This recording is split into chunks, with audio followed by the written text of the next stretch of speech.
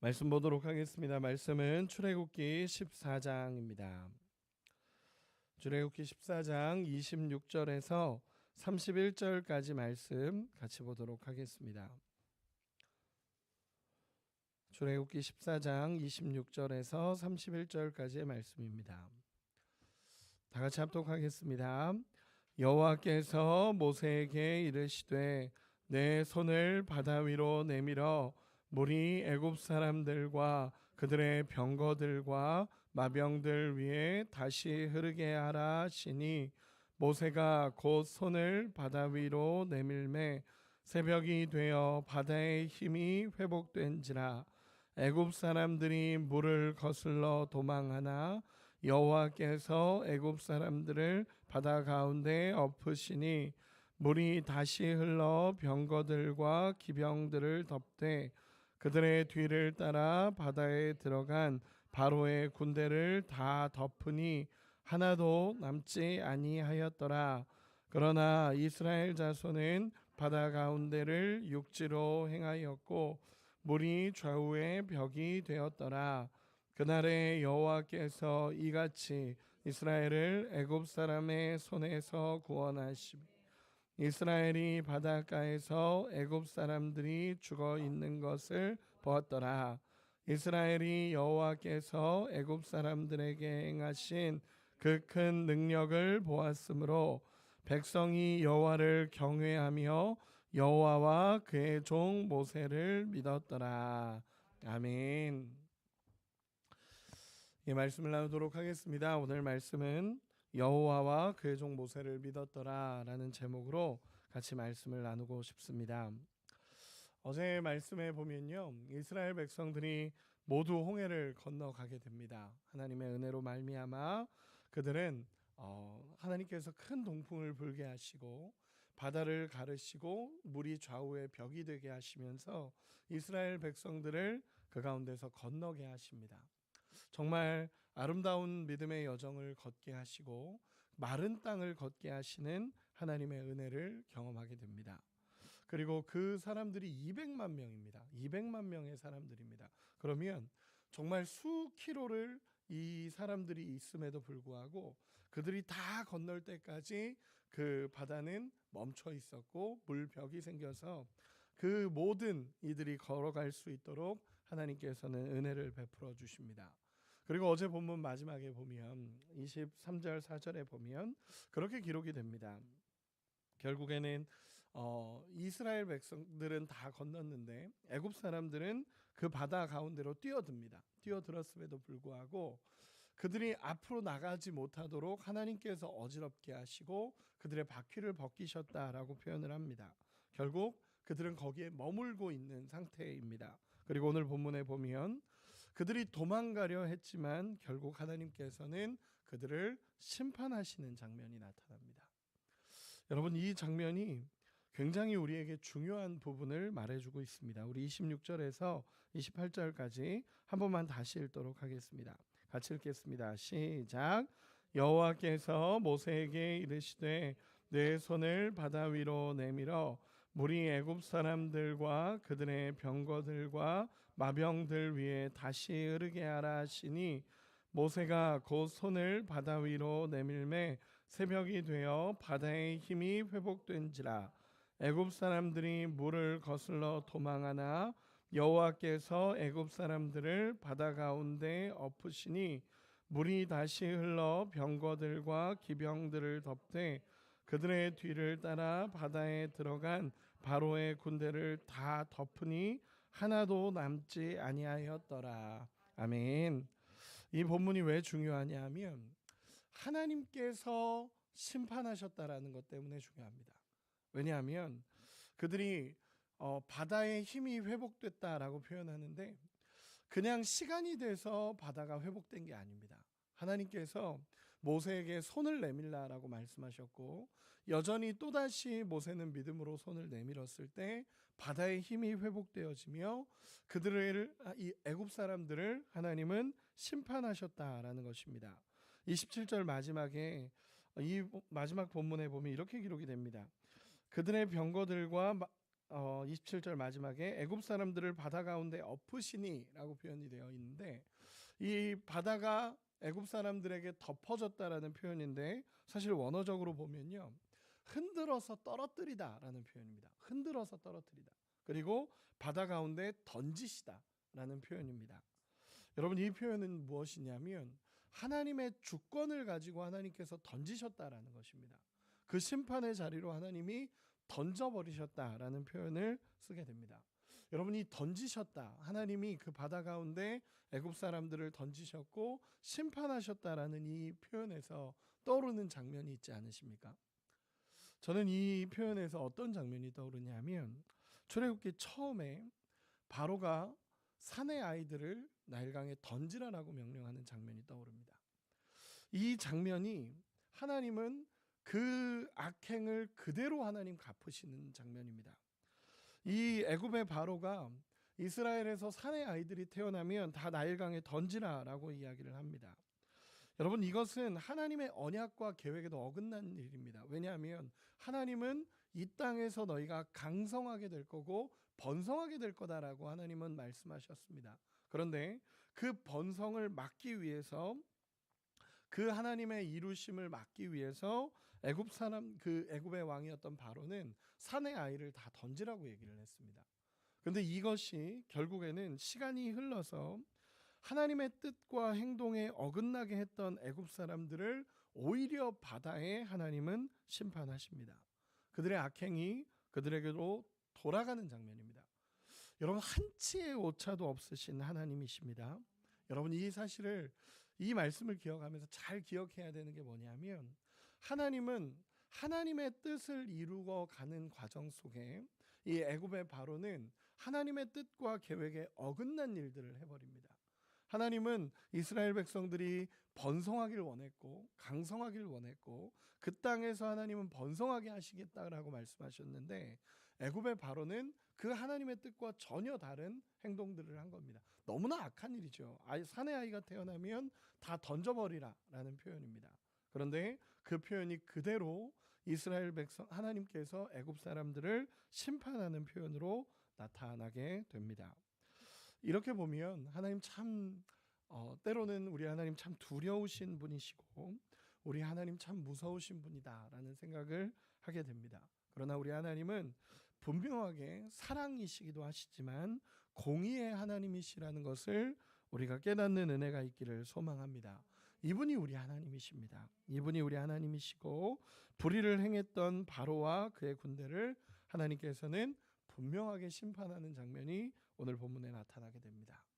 그리고 또다시 하나님께서 이 장면을 이렇게 하나님께서는 이끌어 오셨고 그들의 악행과 그들의 잘못에 대해서 바로와 애굽 군대를 하나님은 분명하게 심판하십니다. 근데 그 심판을 보고 나서야 이 사람들, 이스라엘 사람들이 어떤 마음을 먹게 되냐면 30절 31절 우리 같이 한 번만 읽어보도록 하겠습니다. 30절 31절입니다. 시작. 그날에 여호와께서 이같이 이스라엘을 애굽 사람의 손에서 구원하심에 이스라엘이 바닷가에서 애굽 사람들이 죽어 있는 것을 보았더라. 이스라엘이 여호와께서 애굽 사람들에게 행하신 그 큰 능력을 보았으므로 백성이 여호와와 그의 종 모세를 믿었더라. 아멘. 이들이 그 심판, 애굽의 심판을 보고 나서 여호와를 경외하고 그의 종 모세를 믿었다라고 기록하고 있습니다.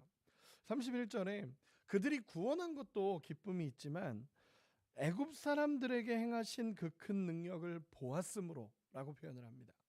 애굽 사람들이 그 위대한 군대라고 말했던 이 애굽 사람들이 심판받는 그 현장을 보면서 이들이 믿기 시작합니다. 아, 여호와가 살아계시는구나.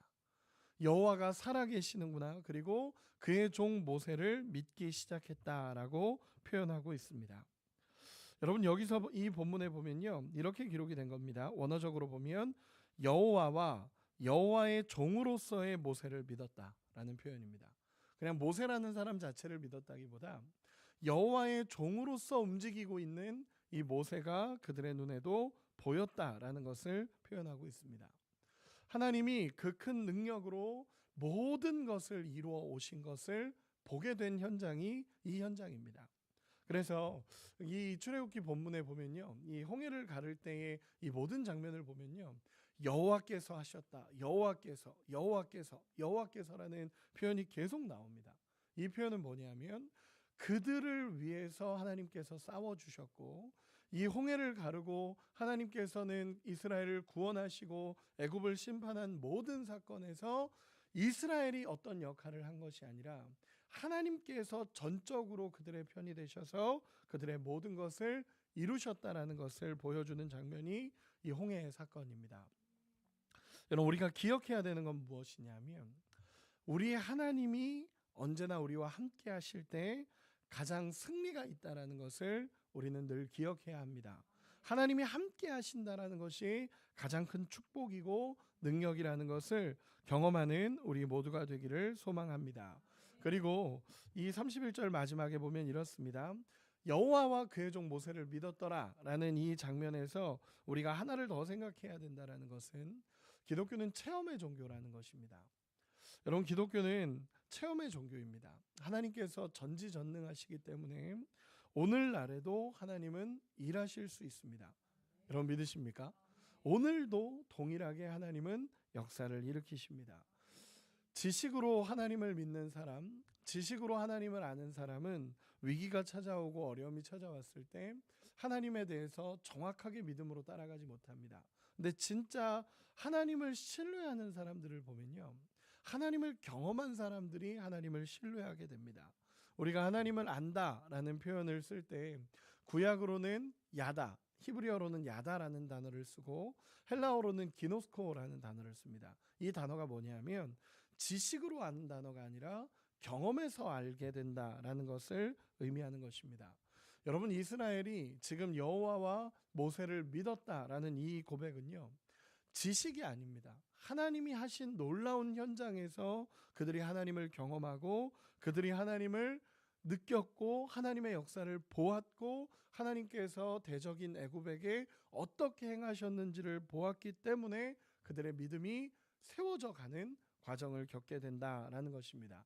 물론 이 믿음이 오래 가진 않습니다. 물론 이 믿음이 오래 가서 막 끝까지 하나님을 믿었다, 그건 또 아닙니다. 나중에 가면 금방 또 하나님 원망하고 그럽니다. 그러나 지금 이 현장에서의 이 하나님의 역사를 보자 그들이 하나님이 살아계신 것을 경험하고 하나님을 알게 되고 하나님은 우리와 함께 하신다라는 것을 그들이 경험하게 됩니다. 여러분, 하나님의 능력과 그 손을 경험하는 우리의 삶이 되기를 소망합니다. 이 일 이후에 더 이상 애굽은 이스라엘을 괴롭히지 못합니다. 왜냐하면 더 이상 하나님의 백성을 억압할 수 없고 더 이상 하나님의 백성을 어렵게 할 수 없다라는 것을 애굽이 경험하게 됩니다. 하나님의 완전한 승리입니다. 완전한 승리를 이루시고 애굽에서 나오게 됩니다. 여러분, 여기까지가 출애굽기 14장까지의 내용입니다. 14장까지가 출애굽의 내용입니다. 출애굽의 내용. 15장부터는 모세와 미리암의 노래가 있고 그 이후로는 광야의 길을 걸어갑니다. 가나안까지 가야 되는 여정을 걷게 되는 것입니다. 그래서 14장까지가 이제 출애굽, 하나님께서 애굽에서 나오게 하셨다라는 그 모든 은혜와 도우심이라는 것을 이제 14장까지 보여주십니다. 그래서 오늘은 간단하게만 출애굽에 대해서 잠시만 이야기를 나누도록 하겠습니다. 이 두 가지를 살펴보고 싶습니다. 첫째는 뭐냐면 간략하게 출애굽을 정리하면서 두 가지를 살펴보고 싶습니다. 여러분, 출애굽, 하나님께서 애굽에서 이스라엘 백성들을 나오게 하겠다라고 결단하신 모습이 나오게 됩니다. 결단하신 이유가 무엇입니까? 하나님께서 얘들을 애굽에서 나오게 해야겠다라고 결단하신, 출애굽을 시작하신 이유가 무엇이겠습니까?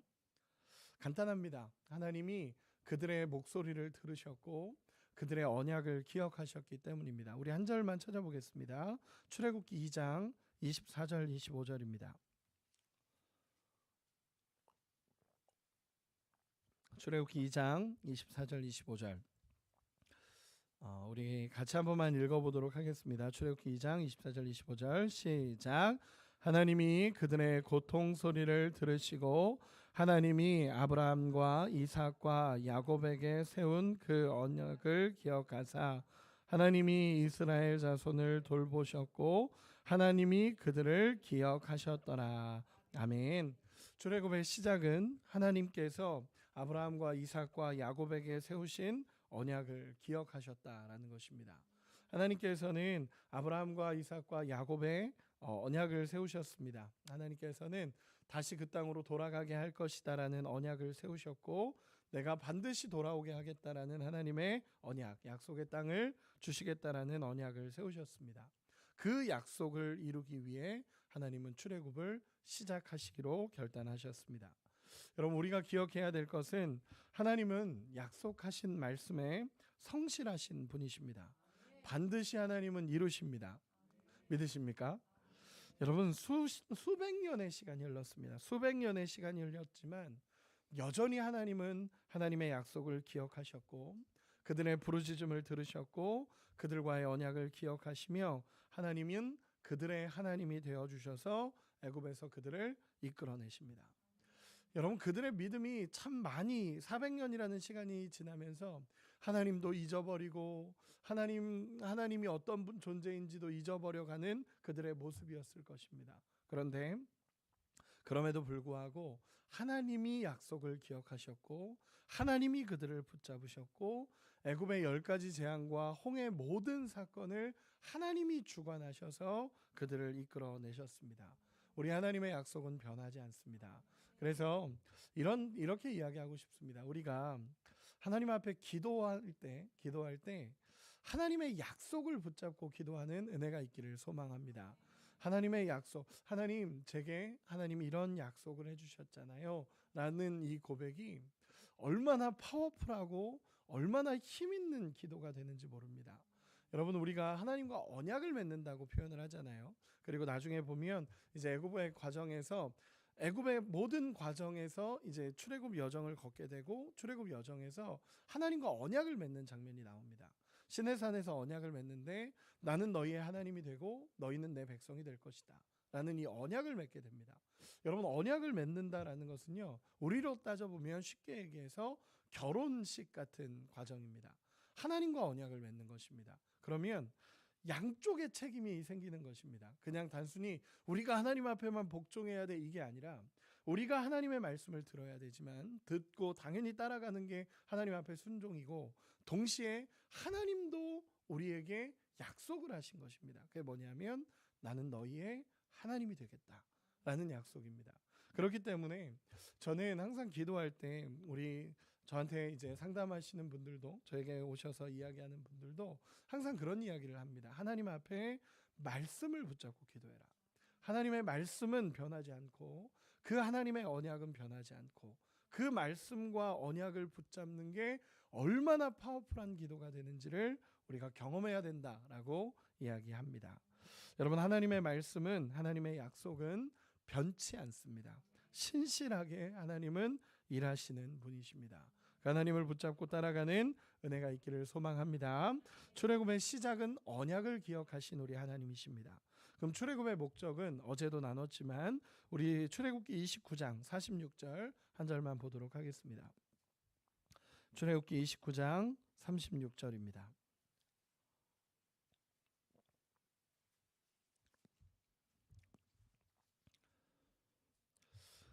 같이 읽도록 하겠습니다. 출애굽기 29장 46절 죄송합니다. 46절 같이 읽겠습니다. 시작. 그들은 내가 그들의 하나님 여호와로서 그들 중에 거하려고 그들을 애굽 땅에서 인도하여 낸 줄을 알리라. 나는 그들의 하나님 여호와니라. 아멘. 여러분 하나님께서 출애굽의 목적인데 그들을 건져내신 이유는 그들과 함께하기 위함이다 라고 하나님이 이야기하십니다. 그래서 이 두 가지를 잘 기억하셔야 됩니다. 뭐냐면 애굽에서 나오는 출발이 하나님이 애굽에서 나오게 하신 것은 그들의 언약을 기억했고 그들과의 언약을 기억했고 그의 부르짖음을 하나님이 들으셨습니다. 그래서 출애굽을 시작하신 일입니다. 그리고 이제 애굽에서 나오게 하신 이유는 이제 그들과 함께 하기 위해서 하나님께서는 나오게 하십니다.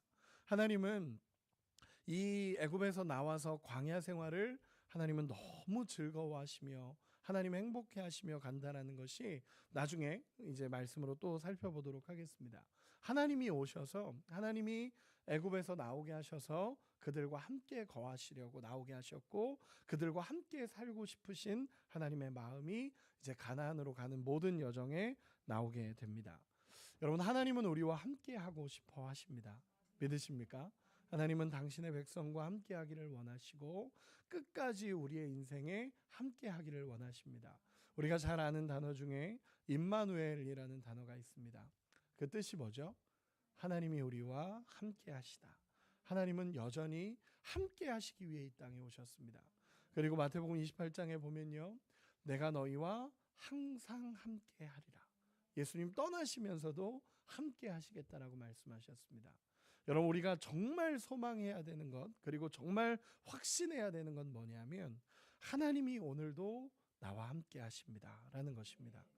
여러분, 그 확신이 있으면 우리는 믿음의 길을 걸어갈 수 있습니다. 말씀을 좀 정리하겠습니다. 출애굽이라는 것은 이 출애굽기 전체에서 엄청나게 중요한 사건입니다. 아니, 출애굽기만이 아니라 성경 전체에서 가장 중요한 사건 중에 하나가 출애굽입니다. 애굽에서 나온 사건입니다. 그러나 출애굽으로 완성된 건 아닙니다. 애굽에서 나온 게 완성이 아니라 애굽에서 나왔다라는 것은 하나님이 그들을 붙잡으셨고 그들을 은혜 가운데 이끌어내셨다라는 위대한 사건입니다. 그러나 그게 완성이 아닙니다. 왜냐하면 이제 앞으로 걸어가야 될 가나안 땅을 향한 여정이 남아 있습니다. 그리고 그 여정을 걷는 과정에서 하나님과 함께하는 방법들을 배워가고 하나님과 동행하는 방법들을 배워가고 하나님의 음성을 듣는 방법들을 배워가고 하나님하고 살아가는 것이 어떤 것인지를 깨닫는 여정을 걸어가게 됩니다. 우리도 우리 예수님으로 인하여 우리는 구원을 받았습니다. 그리고 구원을 받았다면 이제 여정을 걸어가는 것입니다. 믿음의 여정을 걸어가면서 우리 하나님과 함께 하는 것들을 배워가고 함께 살아가는 은혜를 누리는 과정이 우리가 살아가는 이 과정입니다. 하나님과 함께하는 우리 모두가 되기를 소망합니다. 말씀의 결론을 맺겠습니다. 하나님께서 이루시고 하나님께서 나타내셨고 하나님께서 모든 것을 주관하셔서 홍해의 모든 사건을 이루어내셨습니다. 하나님께서는 길이 보이지 않는 그곳에 길을 내셨고 이스라엘 백성들을 안전하게 하나님은 건너게 하셨습니다. 그리고 이스라엘의 대적자들 그리고 정말 하나님 앞에 악행을 했던 그들을 하나님은 심판하셨습니다. 사람은 위기에 놓였을 때 믿음이 나타난다라고 우리는 이야기합니다. 우리가 위기를 걸어갈 때 무엇을 믿고 무엇을 신뢰하는지가 보여집니다. 여러분, 홍해가 앞을 막고 있고 뒤로는 애굽 군대가 쳐들어오는 이 상황, 인생의 위기라고 말하는 이 상황 속에 우리 하나님을 온전히 붙잡는 은혜가 있기를 소망합니다. 그분은 바다에 길을 내시는 분이시고 광야에 사막에 강을 내시는 분이십니다. 우리가 보이지 않는 길을 하나님은 열어 가십니다. 오늘도 그 하나님의 은혜가 경험되기를 소망하고 하나님과 함께함이 가장 큰 축복이라는 것을 깨닫고 믿음의 길을 걸어가는 우리 모두가 되시기를 예수님의 이름으로 축원합니다. 기도하겠습니다.